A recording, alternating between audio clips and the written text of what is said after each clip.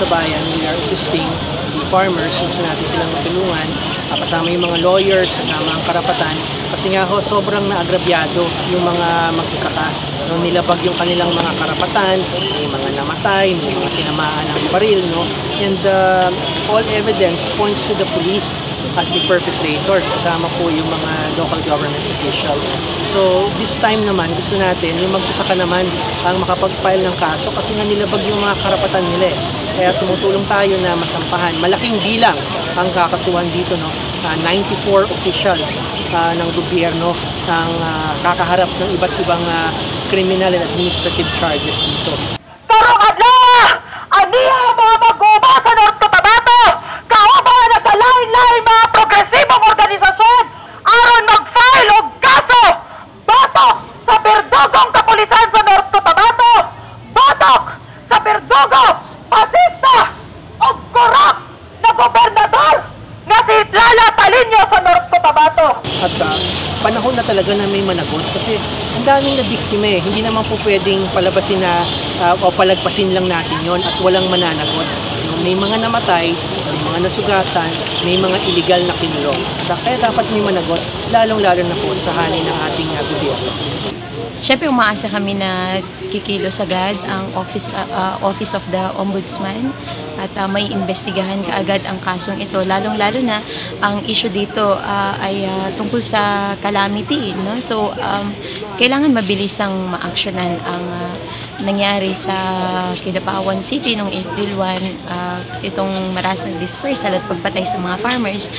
Around 18 complainants. Mostly representing the victims from the 6,000 farmers, but there are others like by Ali Indaila or Gabriela and Sheena Duaso Obayan also as complainant. The leading complainant is Mr. Alborni Jerry, who is the leader of KMP in North Cotabato. So all in all, the respondents is about 90 plus, about 90, because in fact this is partial because we named the SWAT but we don't know what are the names of the SWAT. In fact, the Senate are still requiring the PNP to submit those names. They are even denying that there is presence of the SWAT when the SWAT was there already from the very start. It is reported that as early as March 30 the presence of the SWAT was already there. So we charge them for possible violation of the Public Act 3019. Why? Because this pertains to calamity funds which has been restrained for several months to the people of Kidapawan. That's why the farmers were forced to come down because they were always promised.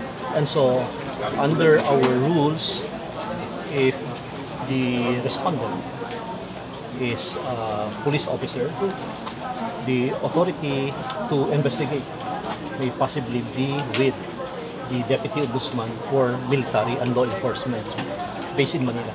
What we can do here is, of course, we will receive, acknowledge the receipt of this complaint. We have tasked already the head of our case records bureau to make the necessary verification of the affidavits. We have to endorse the affidavit complaint as verified to our central for the central office in Manila to possibly investigate this complaint, because as mentioned a while ago, the respondents are department secretaries and police officers.